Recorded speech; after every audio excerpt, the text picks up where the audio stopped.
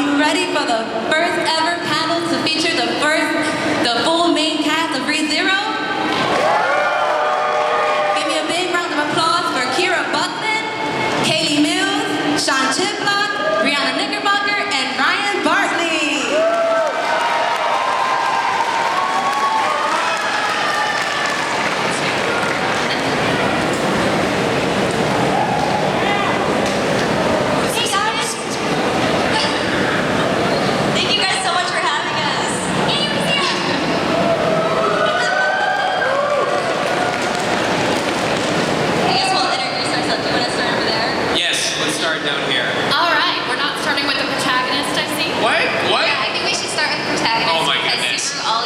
Suffering, right? Hi everyone, my name is Chiplock. Not only am I totally clueless, I'm also weeb, cute beyond compare.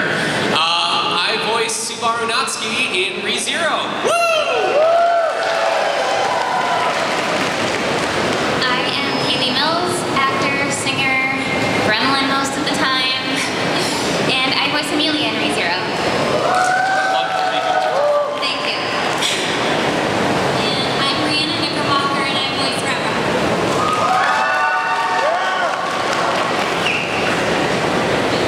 Kira Buckland and I voice Beatrice, I suppose. Yes! It did the thing! And I'm Bartley, and I'm the voice of Ron. So, do we have a moderator for this panel? No, I think we are. Ooh! We're all like Bartleys do it today. live.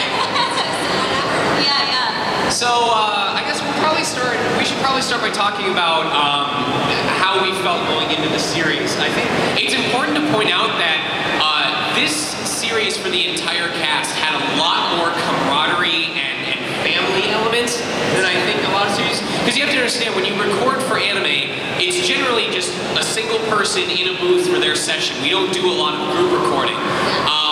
But without going into too much detail, and I want you guys to share examples, but there was so much combined love for this franchise, both out of respect for the popularity that it had in Japan during its original release, and just in our connections to our characters and to each other. So I don't know if anyone wants to jump in. We have a private Facebook group called what is it called? FB0. No, it's called Starting Life in Another Facebook message. Yeah, Starting Life in Another Chat from Zero. From Zero, yeah. But yeah, we are very close, which that definitely is unique. There's a couple other instances, but generally I don't bond with the cast quite as much as this. So. It was so special, and we just all knew how big the show was, how special it was, and we just all were so hyped, next level. When I was cast as Beatrice and the director was explaining the character to me, I was like, oh, I get to make fun of Sean, just like in real life. It's great. I just remember that I watched the series as it came out, and I believe it was Wednesdays on Crunchyroll, and I would go and do my ab workout in the living room and watch ReZero. I binged watched that. I remember because I watched it while I was in Japan, and then after the casting notification, I wanted to make sure that I was ready for the dub. So I binged watched the entire thing over the weekend before we started recording on Monday. And I just remember, without going into spoilers, I remember seeing certain scenes from episode 15 and 18 and going, okay, I'm gonna have to do that. All right, that was the fun part. Was the casting director came up to me before they finalized the casting. They said, we just want you to know, and they don't normally do this. They came up and said, we want you to know, we just want you to be aware that this series is very vocally stressful.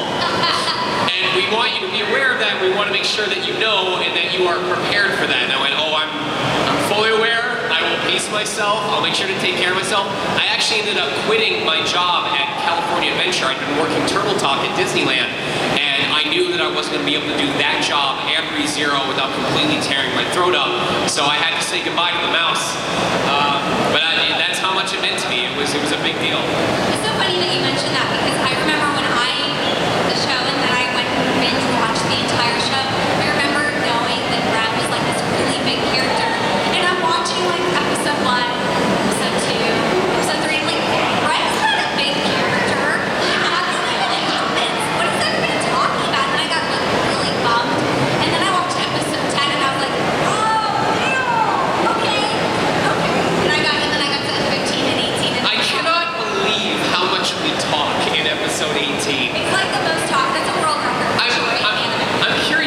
are we at the point where we can like talk about what happens, or is that spoilers? Yeah, I Like, think Everybody's seen it. is anyone like, in mind all if right, all there's right. spoilers? Show of hands. Who does not want to be spoiled on the events of the show? One person. Except I'm friends with him, so he has to deal with it anyway. Okay. Alejandro. We're not friends with him, but Yeah, we're not friends. Yeah, really. So for those of you who haven't seen the full series, in episode 18, Subaru and Rem basically spend the entire 23 minutes talking about their plans for the rest of their life with each other before ultimately deciding it's not worth it because they have to put in effort. And Speak for yourself. Yeah, that's not yes, real. yes. This is why you don't deserve her. Exactly. But they just go on and on and on. Yeah, And I love talking. there were at least 3 separate points. There's like, okay, that I remember that being the last line that I recorded. Wait, there's more? So how long did that episode take each of you? Was it more than one session? Way more than one session. Really? Multiple sessions. Wow. I want to say it took 2. In general, doing a set of 4 episodes took about a full week of recording, and I think that episode took, for me, 2 sessions, 2 full ones. Okay, so like typically we do multiple episodes in a session. Yeah. So the fact that this one episode took more than one session just tells you how much dialogue there really is. Yeah. Wow. Usually loops are broken up into a couple sentences because whenever it breaks to the next person's line, that cuts to a new loop. My loops for Rem were like 8 to 15 sentences. Wow. So we had to break them up into individual, few different loops because it was just so intensive.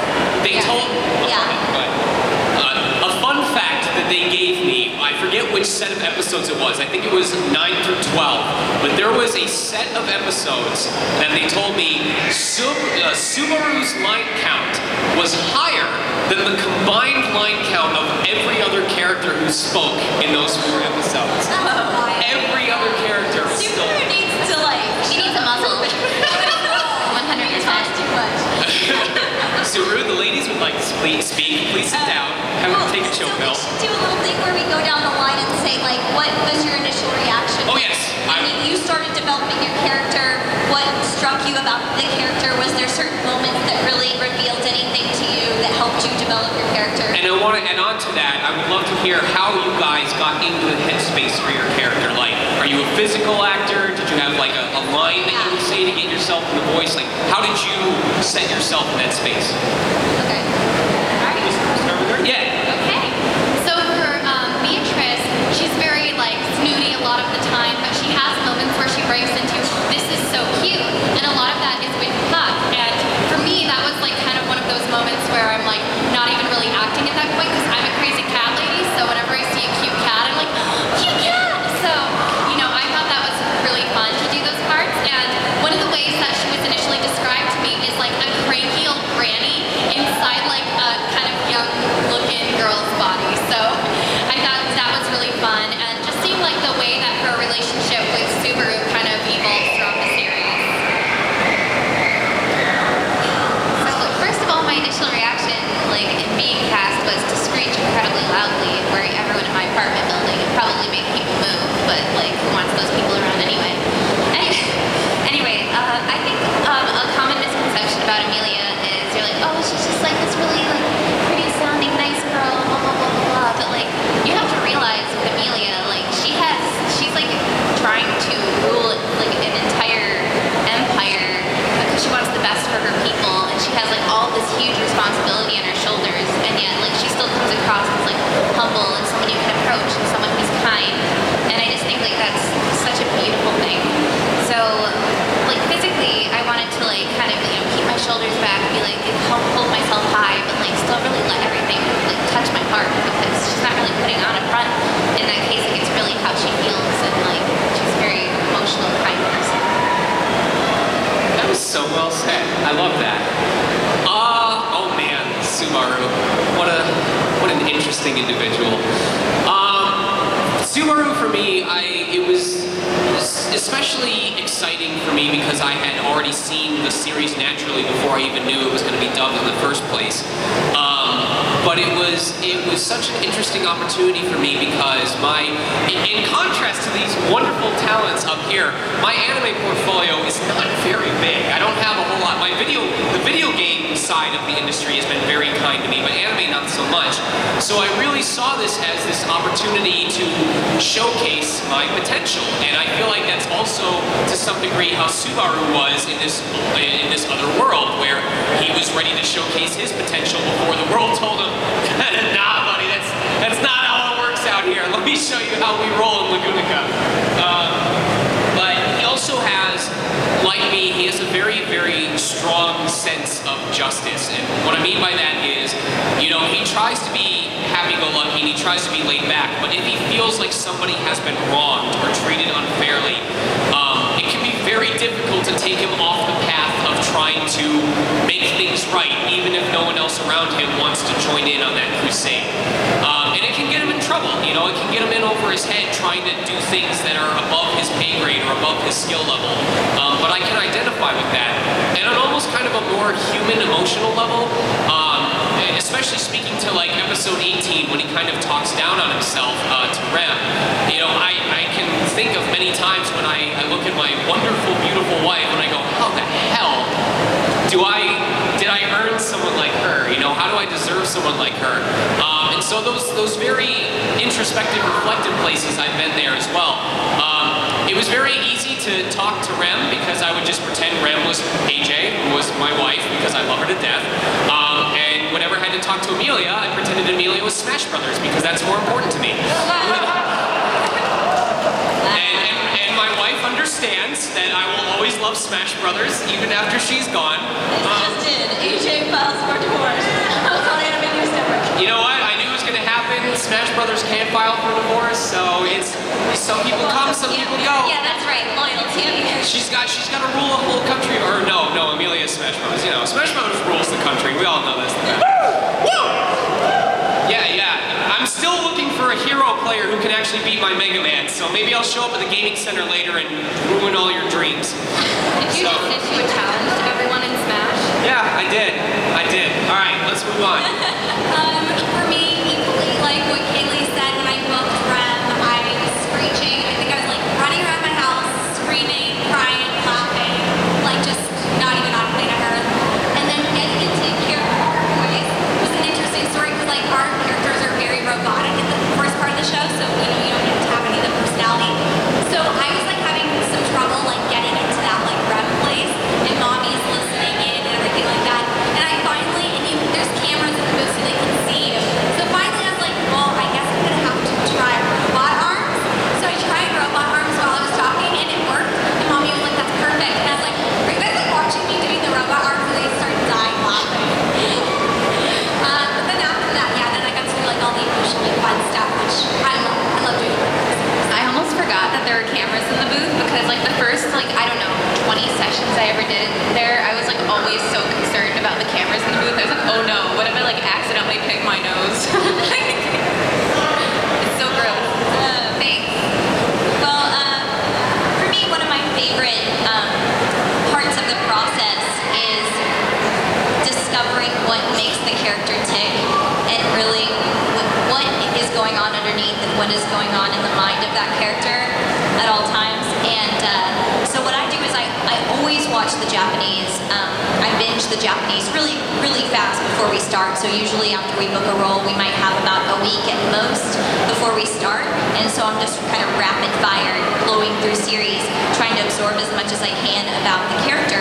And I think this is really important to me because sometimes you don't really figure out what it is about a character that makes them do what they do until several episodes in. So with Rom, we really kind of get Rom when we see the backstory and when we see what she lost and what she gave up and why she gave it up. And you might think at first when you meet her, she's just kind of sassy and sarcastic. But then as you get to know her and you see her past, you see her heart and you see who she really is, and you see that she is an amazingly powerful character and she would do anything and sacrifice anything for her sister, and she has.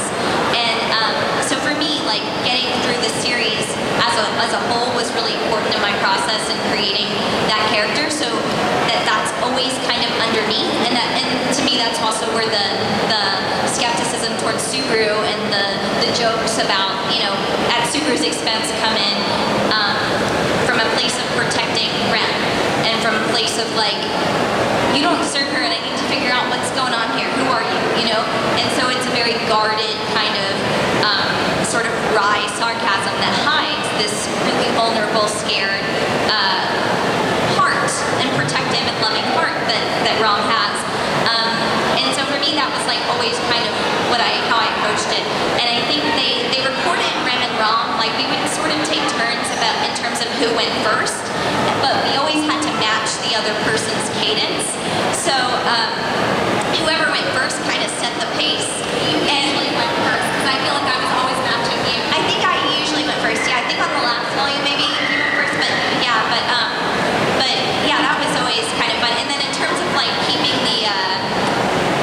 the voice consistent was really hard because as a person, like I change my voice a lot and just normal speak, and I move my hands a lot, and I'm very sort of animated in my day-to-day life. But these characters are so monotone, and that's really challenging. It's sometimes harder to do less. And so for me, we didn't know this until way after we finished the show. I was also doing a similar physicality. Instead of robot arms like Brie, I was talking like this, and I would literally move my hands out across the line. Like as I was saying a line, I would kind of move my hands outward to keep it flat. It was so hard. And there was many times where we did another take where the director would direct us to bring it down less, do even less, you know. And it's really challenging to do less. But I love Rom. I mean, it was an honor playing her. I was actually not familiar with the series, unlike Sean and Kayli. I didn't watch it before I was cast as Rom. And I'm really glad I did. I mean, I love the show. But it was a journey. It was definitely a journey. One of my favorite things is imagining what a character is doing when the camera's not on them. When you're not looking, what is Rom up to? And I feel like she has a very intricate personal life in terms of her dynamics with the villagers and what she's up to. She's always a couple steps ahead of everyone else, and you don't really get a sense of that because she's not necessarily good at like housework and stuff like that, but it's because she has like other things going. And I Her feel like Neopets have never gone hungry. Yeah, not right. once. She always feeds them. But you kind of get a sense of that when she shows up near the end in the white cloak, and she's like all of a sudden kind of saving people, and it's like, whoa, what's going on here? But she is an amazingly powerful character. It's just that she keeps that under wraps, and I think there's a real power to hiding, not showing your cards.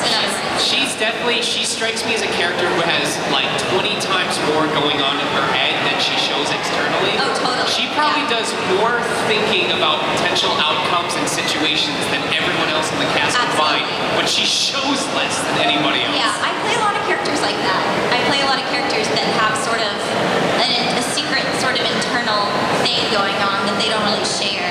And I think that's great because as an actor, it makes your performance really layered, and it gives you a lot to kind of explore. And it's cool to kind of see like moments when that peaks out.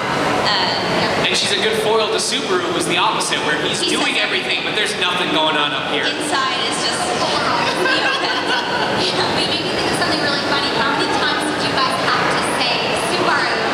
Well, my luckily God. I hold water There's Subaru. volume in Subaru. Well, I remember I was really nervous about how to say it, making sure I said it right, and they had a rewrite where the director was going to make me say it, and I was like, but wouldn't I say Barasu? And he was like, oh yeah, you're right, and they changed it to Barasu. But in my head, I was just like, oh thank God I don't have to say Subaru, because I don't know if I'm saying it right. But I ended up having to do Subaru. Subaru, because we want to say Subaru. Yeah, because but it's slightly different. Yeah, but I like Barasu better. Toyota. We're calling it Yeah, that's definitely not right. I had an issue with saying Rom's name because apparently it sounded more like Rum to them, and I could not understand No, it. I did too actually. I have a slight Midwestern accent too, which I don't pick up on, but people here do, and that sometimes is a problem. You said it was with wrong, right? With my character? Yeah. Yeah, me too. So The I played main thing, because they had old man wrong. Right. And in the Japanese phonetics, it would have been Ram, Ram, and Rome. But they didn't want old man Rome. So how they distincted it is they said, okay, the maid is Ram, like a short A, like ah. But the old man is Ram, or it was the opposite. Well, So I don't know, but I do know I played another little character. I played Mildo, which is one of the little village boys. Mildo. He's really cute. He's adorable. He's one of the little village kids. And Mildo's the worst. I had to say, hey, I had to say. For show of hands, who hates Mildo? Wow, I we made have no fun of fans. him because I played another one of that's the any of it. No, listen. I had to say wrong as Mildo, and I was saying it wrong, and they actually had me pick it up like I came in for a pickup day. Pickups are like when the producers want something a little different. They changed a line, they changed wording, they changed pronunciation. They thought you slurred a word. It can be any reason they want you to redo a line. And I had to do a pickup saying wrong because I was saying it wrong, and it's my role. I was like, thank goodness I don't say it more than a couple of times. So you were saying it wrong, not wrong. Wrong. Apparently, I'm saying it like long enough, but it's wrong. And even sometimes I accidentally mess up in conversation with people and I say ram, or if they say ram, but I would never do that on Also, the show. we're almost at the point where we should start taking questions from those of you. So if you guys have questions that you want to ask us, feel free to line up. We still have like a half hour. Yeah, we still have plenty of time. But if you already have a question, then please do Or is there anything else, Kira? Is there anything you wanted to add or say or ask a question of us? No, I was just making fun of all those little kids because I played one of them too, and they were such brats. Oh, they were so Which mean. one did you play? I played Lucas. Oh, the one with the brown hair and the ponytail? Yeah. Who here knows who Mildo is? Do you know what he looks like? Good. He's cute. He's really cute. Well, while we see if anyone wants to line up, I'm trying to think of a different question that I can ask you guys. How did it feel coming back from Isekai Quartet? Oh yeah, Isekai Quartet. So for those of you who aren't aware, a recent series that got dubbed Isekai Quartet is basically the who's who of isekais. They had ReZero, Konosuba, what was that? Tanya. Tanya? Is that They called Tanya the Evil? Yeah. It's called, and then Overlord? Overlord? Basically matched them all up into a classroom setting and said, let's see what happens. It's really funny. I mean, nothing really happens. But it's funny to see the characters, how these characters that would never meet in their worlds, how they interact with each other, and the weird dynamics and them sizing each other up is really funny. And two of the shows are done in Texas at Funimation, and two of them are done here in California. And so they did a thing where they Source Connect or patch us in, where they have the director like over a phone line kind of in your ear, and we can hear them in Texas directing us, and they can even control the script and the picture that you're dubbing to remote. They're doing it remotely. Yeah, it was really, really cool. And so we've worked with these engineers and director and producers in Funimation in Texas that we've never met in person, but we've met them over the phone and an email, and they were really wonderful to bring us in, and we're super grateful that they let us do that with them. But it's funny, if you guys haven't seen it, it's on Funimation right now. And it's Crunchyroll, but only for like a week, and then they're taking it off. or Oh, something. so watch it soon. But it's getting a second season. ReZero. Like, my goodness. They just announced that Isekai Quartet is getting a second season. Hopefully So- just like ReZero. Yeah, and ReZero. And Konosuba it already had one. But yeah, but they say apparently Isekai Quartet more characters are gonna show up from those shows, but we have no idea who. So we'll have to wait and see. But it should be really funny. I was really surprised when my Konosuba character showed up in Isekai because I wasn't expecting that since she's a smaller character. And so I was already in for Beatrice, and they're like, oh, you have another character, by the way. So that was a nice surprise. That was awesome. It's Yeah. always fun. So for me, the really funny thing was Union showed up in Isekai Quartet before she came out in the English dub of Konosuba. And so I kind of like let them know like early on in case she showed up, and they like forgot, but I reminded them last minute, and they're like, oh, okay. So we recorded for that, and then I wasn't able to announce it when Isekai Quartet had Union up until like a few weeks later when It's an interesting Because situation. Union is introduced in the OVA. because I've actually been Union for like 2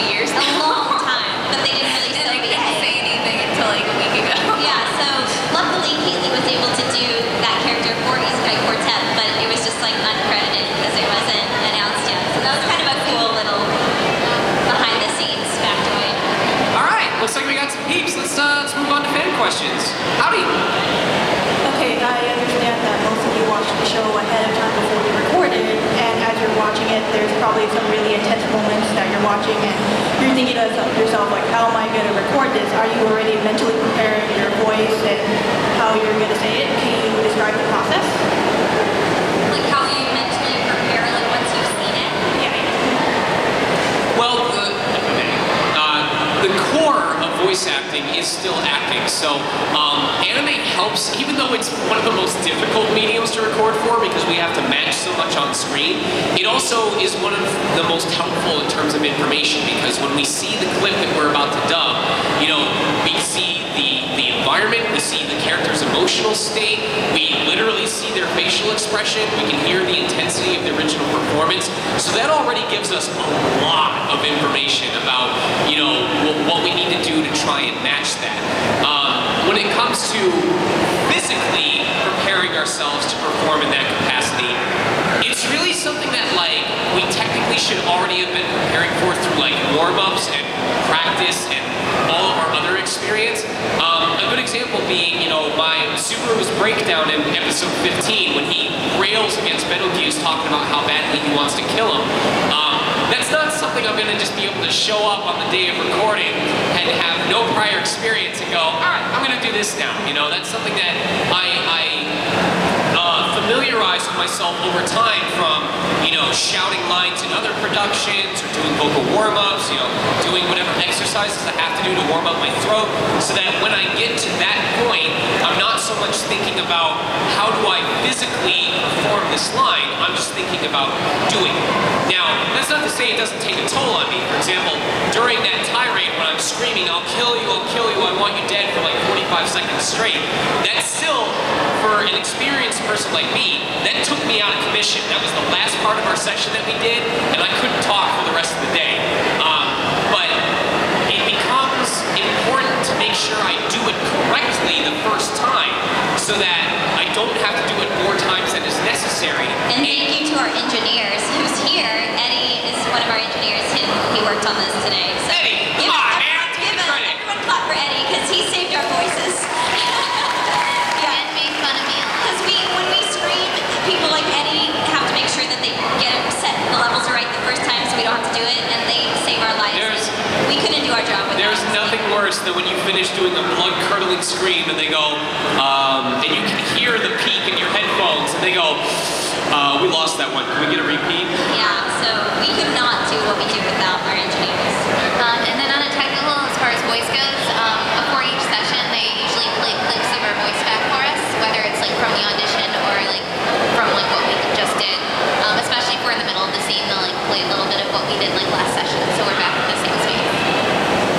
I was really, really sick for one of my Beatrice sessions, and Anna kept playing my ref because I couldn't match it because, you know, she was like, "What how irritating and aggravating man you are." I remember because that was the line they always played, and I'd be like, What happened? Did you have to go home? Like, No, I did it, but some of the lines we had to redo because it was really. They just made it into those lines. oh, Beatrice could be sick. Aw. Yeah. So, thank you very much. Hello. Hi again. I just seen ReZero like a couple weeks ago. It's like I know I was gonna come here to see you guys. How's the therapy Thank going? you. It's going pretty cool. Okay. It's my Thank you first for time. watching too, by the way. Yes. Yeah, I always watch English dub, so I know for sure. Thank you. My question is, when you guys did first see the show, and you guys see how much blood and gore and stuff that you guys had to deal with, how did that make you feel that you guys were a part of something so gruesome? I was just like, as a viewer, emotionally affected and moved, and I wanted to be a part of retelling that story.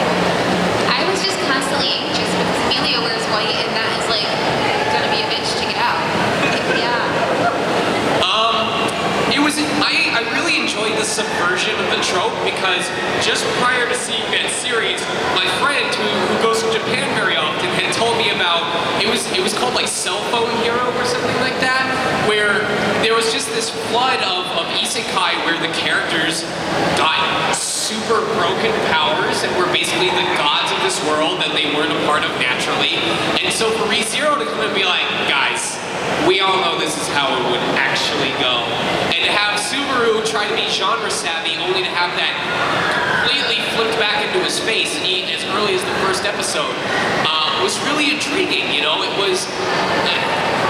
It's interesting to watch him develop as a character because a lot of people say, oh, Subaru is such an unlikable character. I don't understand why people like this show because he's so aggravating and annoying and he expects so much of everyone else. And the only way I can respond is I try to tell you guys, think about this. Imagine if you had, how do I best describe this? Okay. So, everyone here in the audience has dealt with like some level of drama, whether it's high school drama or career drama or office drama, right? Like we've all dealt with that. And I'm sure we've all been in a position where someone close to you told you information about someone else that really frustrated you, but you can't do anything about it because you're not supposed to know. Does that make sense? That's Subaru's entire life during that show. Every time he dies and goes back, there's information he knows that could help protect someone, that could improve his relationship with someone, that could help change an outcome, that he can't do anything with it because there's no way he's supposed to know that, and revealing that he does would make people very suspicious of him. The mental toll that would take on a person is immense. And I just really like that the show explores that. Explores someone trying to handle dealing with what they know when everyone else doesn't. Whereas a lot of these isekai shows tended to be more of monster of the week, problem of the week, use your powers to take care of the problem. It was a different experience and I really enjoyed it. Also, have you seen the season 2 like trailer? There's like a tiny little shot of Subaru like walking through the bodies.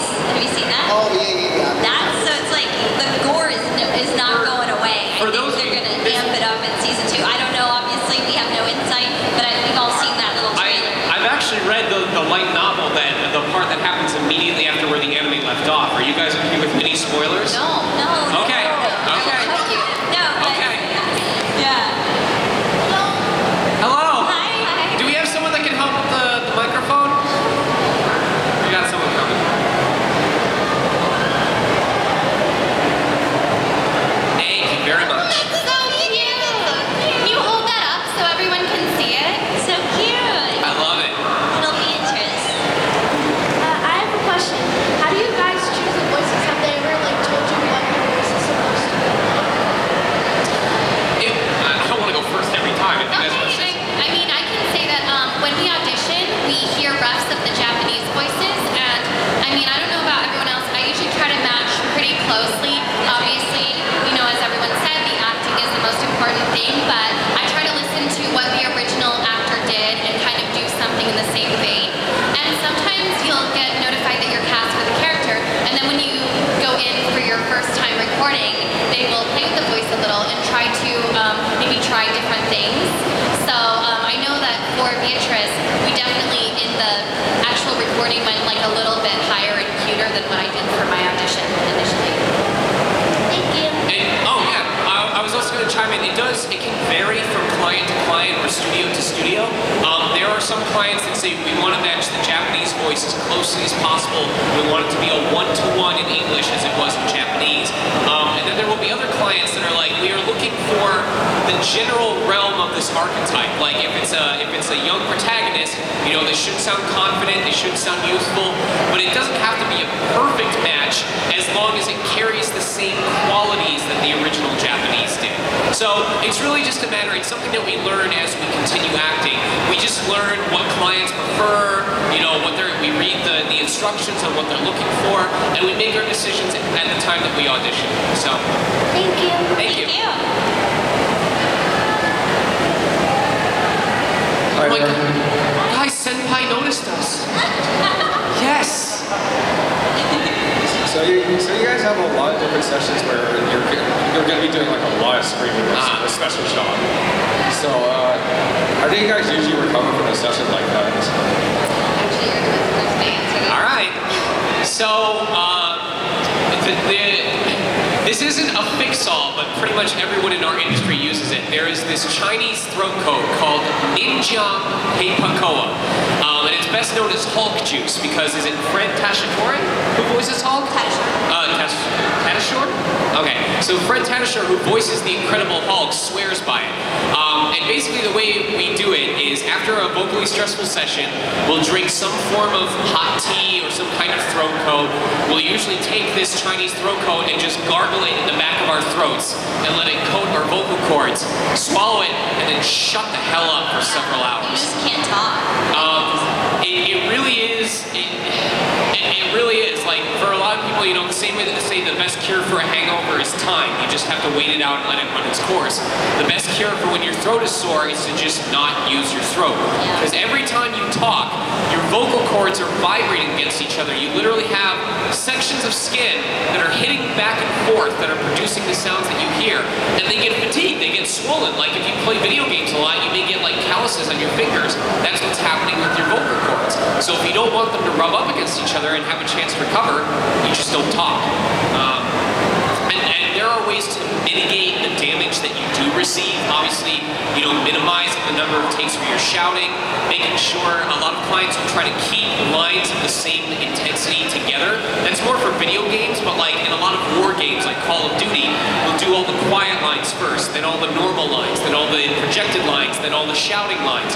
Because if you are going between quiet, loud, quiet, screaming, quiet, that also jars your throat because it's constantly changing how much it's expanding or contracting. So it's a collaboration between the talent and the engineer to organize things in a way that the more intense stuff is saved for the end, so that once you're done screaming and shouting, you can go straight into vocal rest mode. And sometimes you don't have a choice. To be honest, I've definitely had days where I had like 7 or 8 hours of just vocally stressful stuff because those clients couldn't record on any other day. So if that's the case, I mean, if you just know it's coming, like the day before, don't go to a concert with your friends and start yelling. Don't go to a con and start yelling. You know? There's also just certain like foods you can avoid, anything acidic, because it creates like acid reflux, and a lot of throat damage is caused by acid reflux too. So I kind of try to stay away from like pizzas and pastas. I eat a lot. I love that stuff, but the tomato is really acidic. So that there's certain foods you want to be sticking with, like really basic stuff. But yeah, there's really nothing you can do. You just have to stop talking and drink a lot of water. Water is your friend. Hydrate, all of you. Yeah. I see you with the water. Congratulations, very proud of you. Yeah. If you don't have a bottle of water while you're at this convention, you better buy one from a reasonably priced location as soon as this panel is done. Water is good. Thank you. Thank you. I love your Emilia cosplay. Right next to you, like you were this close to getting stabbed. What are you gonna do? Kill me? I'll just come back. I have a quick two-part question, right? Okay. So, who are each, aside from ReZero, who are each of your waifus? Like in the show or outside of it? No, outside. I'm sorry, but Patricia is my wife. She is. I love her. What if I went with my wife? All right, fine. Felix is best girl. Outside of Brazil, can it be any show? Any show, any video game. Okay. Claire from Playmark. Mika from Idolmaster. I don't know. I definitely have a husbando, which is Todoroki. I know, I saw. Yeah, the second part of my question was the same question, but with husband. Oh, I already, yeah. Okay. Man, this feels like one of those meme images where it's like, who was your first crush? And I'm like thinking who it is. I don't have anyone. I don't know. I gotta think of mine. You can adopt Todoroki if you want. Do we not? Do you guys not have I one? sure have one, but I was just waiting in case anyone else wanted to jump in. Oh, let's hear Kira's. Diego Branto from JoJo's Bizarre Adventure. Yeah. Right? Just say Vaughn. Is that my allowed to say? Character. Sure. Bond from Yeah. Hunter or No, from Seven Deadly Sins. Oh, Seven Deadly Sins. That's right. take the plunge. Leomon from Digimon. Those luscious locks, man, and that chest. I'm also a big fan of Russian Yuri on Ice. All right, thank you. Thank you for questioning my attractions. Hello? Hello. Oh, I should have said Fox McCloud. There you go. Oh, yeah. So I had a question for all of you. So as an aspiring voice actor myself who's taken like some classes and participated in online projects, like what would you say is, in your opinion, the best method of like trying to get your foot in through the professional door? The one thing I want to ask before any of us answer, where do you live local to? Are you local to Los Angeles or in Southern California? Yes, sir. Okay. I'll let you guys go before I do. Acting classes. It's just acting, you know? I take a lot of improv, personally. I mean, we don't really get to do improv in anime because we have to match the lip flaps, but it's helpful in terms of character development and in terms of everything else that's going on in my head when I say the lines. And in intention, it's helpful in all that kind of stuff. But I'm always taking classes, I'm always studying, and I'm always trying to get sort of just like in front live on stage. You know what I mean? It's really scary, but improv has helped me immensely. Do you have demos already? Like professionally produced demos? No. Well, when you feel like you're ready for them, or your coaches tell you you're ready for them, that would be a great step before you ever reach out to like a studio, because the first thing they're going to be like is, do you have a demo? Like, what do you sound like? So make sure your coaches are on board with it. Like find a coach that you might want to work with on your demo. Let them tell you when you're ready and work with them on it. And I think that would be the next step to look into. This is as important as it is scary. You do not want to start moving forward once you have a demo that's good enough. Because for many of these studios, your demo is the first impression they have of your vocal qualities and your range and your abilities. And you have to remember there are hundreds, if not thousands of people who all want the same 3 to 5 roles that are available in a given project. You need to be the best option. So your demo should be a showcase of your best, like what you are capable of, what you can book, what you can work on. Because if it's just, oh, yeah, he's pretty good at this, but this other guy we know who also lives local does it better, you're never going to get picked at all. They're going to just go with especially if it's someone they've worked with before, because then they know they have the consistency. Here. Okay, I have many feelings. You go first before I add it. So, one of the things that you can do, it sounds like you're already on the right track if you're taking acting classes, which is the most important thing. One thing that you can do nowadays because of the internet is you can get some stuff to record at home. And there are so many indie games these days. There are student animators. There are a lot of people just producing projects online who need voice talent to help them out. And even if when you're starting, it may not be like paid projects. It might just be kind of like, you're helping out like someone trying to do like a class project or, film festival submission or something like that. Or all these indie game developers, a lot of them are paid work now. So a lot of the things that I did when I was first starting out and getting ready to move out here was doing stuff for like indie projects and online games and that sort of thing. And it also gives you a chance to kind of have something for your resume, because when you go into apply for, voice acting projects, they want someone who is experienced. So, shameless promotion. I am the founder of a site called Voice Acting Club. It's super easy to remember if you type in voiceactingclub.com, or you can just search Voice Acting Club. We have a Discord server with a ton of helpful people that can help you get started recording on your own. There's a lot of indie game producers who post casting calls for projects. Freedom Planet was a game, I don't know if you guys are aware of it, but Freedom Planet was cast through Voice Acting Club. And now I think it was brought to Switch, and now the sequel's in production. So, it's not just small college projects that exist on these freelance sites or like on Voice Acting Club.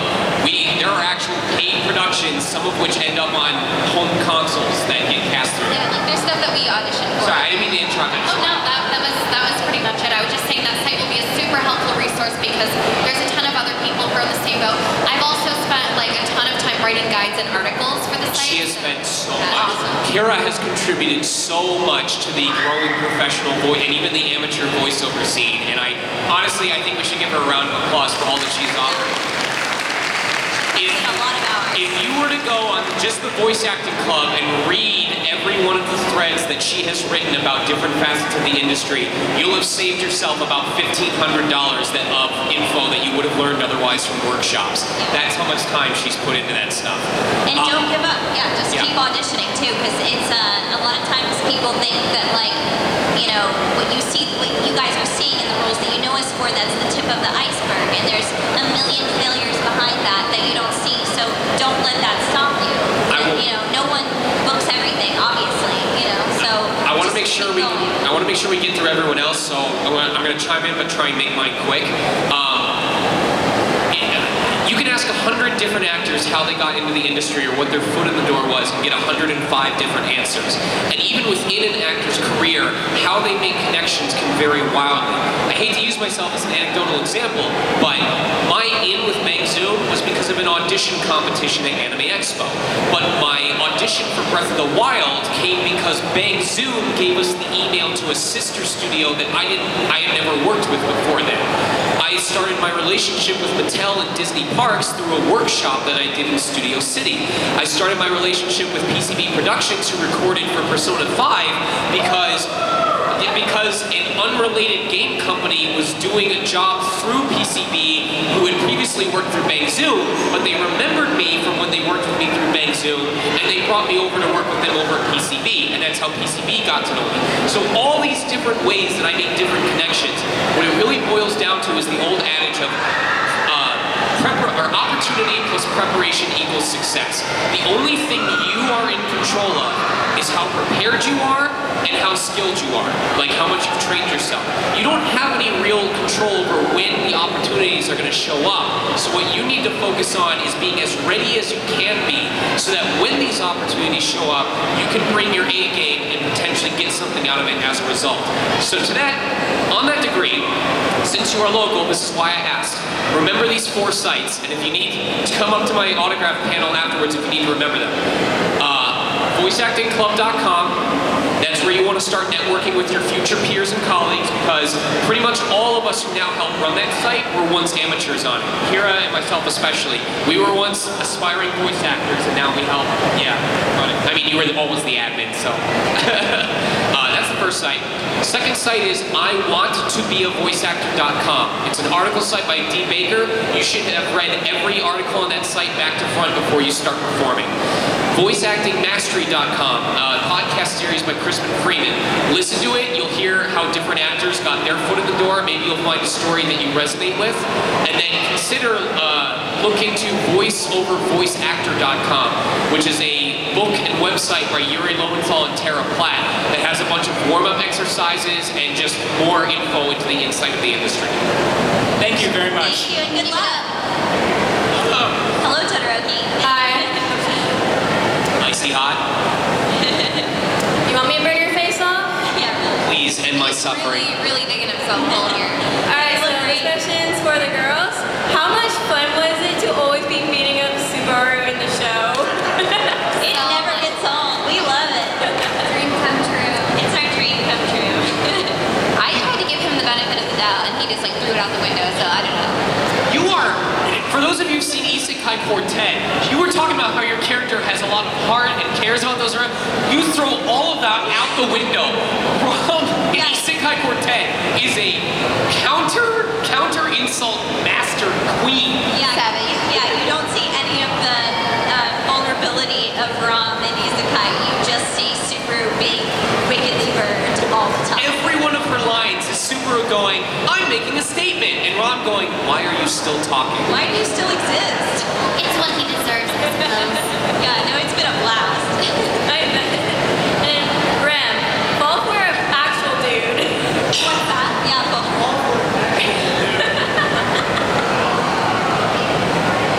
Alright, 8-minute warning. Alright. Thank you. You look amazing. Hello? Hi. Hi. Is there, sorry, is there a specific anime or specific voice actor that got you into voice acting? Yes, in my case, I was on Adult Swim's website, and I got to see an upcoming clip of an episode of Trinity Blood, and I got to see Troy Baker, back when he did anime, voicing Abel Night Road, and I had never really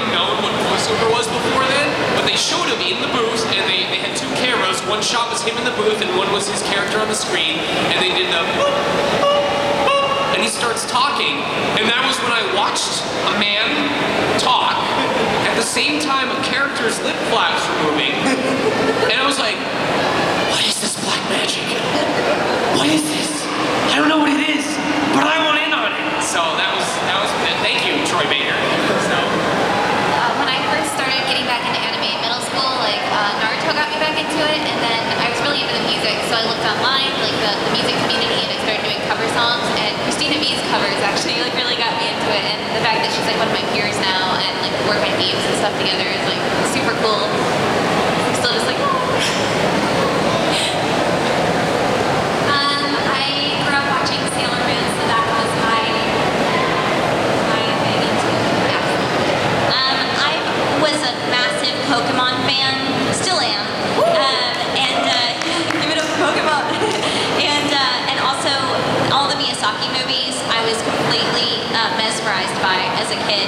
And in terms of like voiceover idols, I love like Grey Delisle, and she goes by Grey Griffin now. But you know, all the people that were on Rugrats and SpongeBob, Tom Kenny is one of my idols, and there's so many people I look up to. And the cool thing, Billy West, everyone on Futurama, Tom DiMaggio, oh gosh, yeah, I see them, you know, at the studio sometimes, and it's like the craziest, most magical thing to, you know, be in an industry with such talented people that I've looked up to for so long. Oh, it's like a dream come true. But yeah, those are sort of my people, my inspirations. Kira? A lot of mine are just my friends that I work with all the time. Well, Damon Mills is here. I don't know if Caleb, but that boy can scream. Thank you so much. Thank you. Oh, it's Eddie. Hi, guys. What up? This is our engineer, Eddie, who saved our voices and lets us continue to work. And it's really neat. Give it up for Eddie. Not really. And he's our good friend. So I'm gonna throw you guys a curveball. Okay. What characters, aside from your ReZero characters, do you have like an emotional connection with? All of them. Yeah. Like specifically, if you could be like, hey, I want you guys to go watch this thing because I put My heart into it. Well, the new dub of Neon Genesis Evangelion is out on Netflix, and I play Rei Ayanami. That was a dream role, and definitely thank you. And definitely something I put a lot of my heart into and a lot of my psyche into. And Komugi in Hunter x Hunter is also another one that I poured just so much love into. And it's hard because I really kind of fall. It's hard. I try not to judge my characters. I try to judge everything in that character's world, because to me, like, building a character is sort of a collection of opinions. So I try not to put like adjectives on my characters, like they're cute, they're funny, they're smart. I try instead to make opinions about everything else.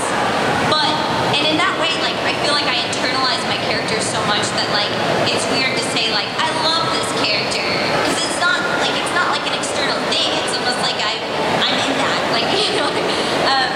But of course, like, after I finish a show, I can step away a little bit and talk more articulately about which ones I really, really love. And I'm very protective about Komugi specifically, and I do sincerely love her and look up to her as a person. That's really cool when you find a character that has traits that you hope to have. That's really special. Like, oh, I'm really not very good at that thing, but that character is. I want to be more like my character. I want to be a better person because I want to be more like that character. And for me, Komugi in Hunter x Hunter is that. Like, I want to be more like her. But yeah, man, I get so much. I mean, I love acting. Is like, for me, just like an internal exploration kind of thing.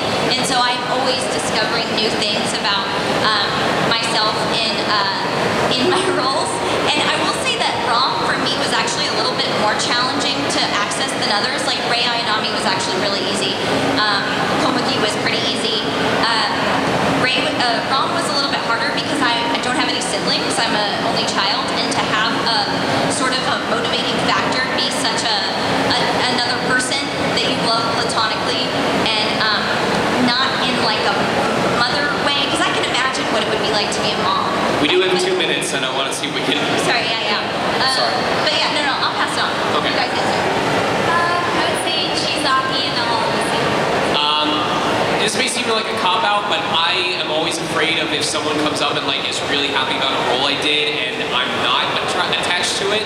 So I always try to find something about every one of my roles that I do that makes it meaningful to me, whether it's a personal attachment, a challenge that I overcame, or if it's a milestone point of my career that I can talk about. So I try to always have a story of some sort, either of why it's important to me, why it's important to my career, so that no matter what someone knows me from, I can respond and I can have something to add on to that to make it a special experience for them. I'm super attached to Hina Kawamoto from March Crimson Like a Lion. I feel like her highs are so high and bright and cheery, and then like you just like get wrecked with like this sadness that is in her heart, and she's just a beautiful character like that I want to protect with my life. So this will not come as a surprise to anyone who knows me, but if you guys have seen any of JoJo's Bizarre Adventure, watch it anyway because it's amazing. I play Reimi Sugimoto in the English version of Part 4, Diamond is Unbreakable, and this was such a special role to me because JoJo's changed my life, like no joke. I know that sounds really dramatic, but this is a series that's so important to me on so many levels, so getting to be a part of it in some official capacity was like a dream come true for me, and I think because I knew the series inside and out already, I didn't have to worry about like, okay, what's the universe we're establishing, what's the character we're establishing. I already knew her, so we just got to play with the acting, and she's just like such a precious angel. Yay. Thank you for that question. All right, lightning round, what's up? All right, since we have limited plan, it's the most important meal of the day. What did you guys have for breakfast? What I have for breakfast this morning? A chili cheese dog with tomatoes from that pig stand in the back. And water!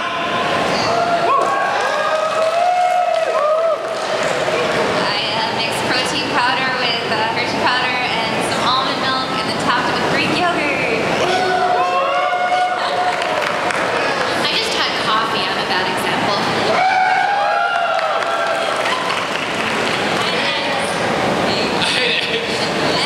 I had Jack in the Box and a breakfast tip. I don't know about that one. Give it up for Jack in the Box. What did you have? What'd you have? I'll catch you guys later. Thank you. All right, last question. What is your favorite band/artist? Band/artist? David Bowie. Yeah.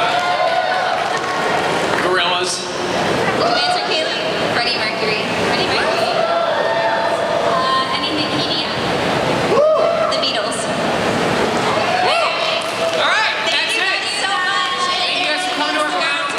Buy our merch. Thank you to Animanga for having us.